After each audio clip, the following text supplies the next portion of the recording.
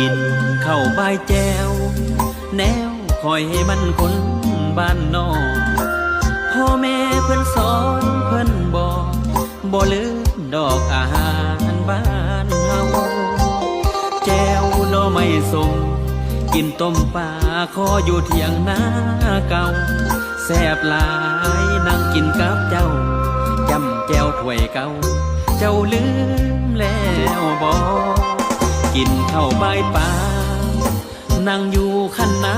กับน้องภาพเก่าเฮาสองน้องยังจำได้บ่น้อได้กินข้าวจีคือสิลืมแก้วปลาคอปลาแดกตอนต้ม